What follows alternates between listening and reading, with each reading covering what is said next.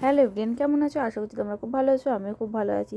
আর সকাল সকাল চলে এসেছি এদিকে কাজ বাজ সেরে ছেলেকে ঘুম পাড়িয়ে এসে এগুলো হচ্ছে জামা কাপড়গুলো, কিছু ওর যেগুলো পেয়েছিলো এই বাড়িতে যেগুলো ছিল ওইগুলো না সব এলোপাতাড়ি হয়ে পড়েছিল ঘরের মধ্যে, ওইগুলোকে এখন ভাঁজ করে আর এখন ওইগুলোকেই ভাঁজ করে তুলবো। এত জামা কাপড় পেয়েছে যে কি বল, আর রূপোর জিনিসও পেয়েছে, ওগুলো তোমাদের পরে দেখাবো। আর প্রচুর জামা কাপড় পেয়েছে, আমার মা দিয়েছে, তারপর বান্টি সেখানে কাজ করে ওরা, আমার দিদি সবাই মানে জামা কাপড় দিয়েছে। ওইগুলো এখন ভাঁজ করে নিচ্ছি দেখে দেখে। আর তারপর ছোটদিদা, আমার দিদার বোন আছে, ও অনেকেই দিয়েছে সব জামা কাপড়গুলো। এখানে এক গাদা জামা কাপড় হয়ে গেছে, কিন্তু কোথায় রাখবো ভেবে পাচ্ছি না। সব আলমারি একদম ভর্তি।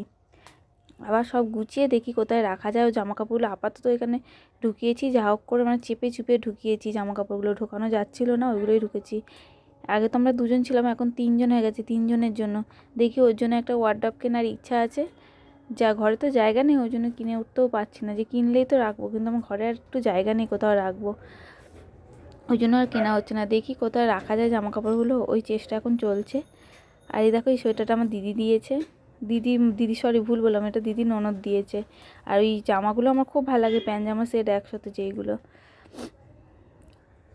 আর যতক্ষণ ছেলে ঘুমাচ্ছে তাড়াহুড়ো করে কাজ করে নিচ্ছে, উঠলেই তো আর কোনো কাজকর্ম করতে পারবো না।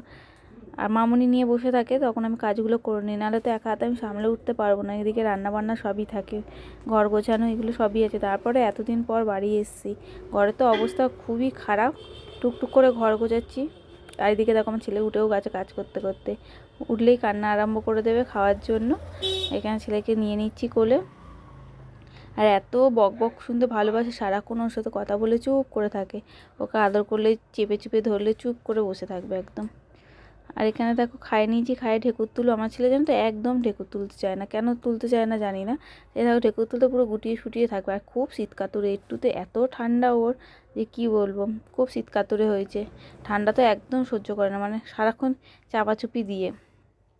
ওই এদিকে খায় মানে 12টার পরে ঘুমিয়ে পড়ে, একটু একটু করে ওঠে আর খায়, নাহলে 12টার পর থেকেও টানা ঘুমায় সন্ধ্যে পর্যন্ত। আর দেখো দেখো ঘুমিয়েই পড়েছে। এই আমি জন্য একটু ভিডিও করে নিলাম। শোয়ালেই কিন্তু উঠে পড়বে, দেখো উঠেও। এদিকে শুয়ে দিয়েছি, শুয়ে দিয়ে ভাবলাম একটু কাজ করবো, আবার উঠে পড়েছে। এবার শুয়ে শুয়ে এখন আদর খাচ্ছে, মায়ের আদর খাচ্ছে শুয়ে শুয়ে। আমার কিন্তু বেশ ভালো লাগে। আগে দিন কাটতো না, সারাদিন কী করবো কী করবো, এখন ছেলেকে নিয়েই সারা দিনটা কেটে যায়। আর দেখা দেখো আমরা এদিকে তিনজনে শুয়ে পড়েছি, আর এদিকে আমরা ঘুমিয়েই পড়েছিলাম, দেখো ও আবার উঠে পড়েছে। ওটা মানে আমারও উঠে পড়া, আর আমার এত ঘুম পায়, ও যখন উঠে পড়ে তখন আমার ঘুম পায়। আর এখানে চুপটি করে শুয়ে আছে এখন, দেখো। চলো বন্ধুরা, ভিডিওটা এখানেই শেষ করলাম। সবাই ভালো থেকো, সুস্থ থেকো, টাটা।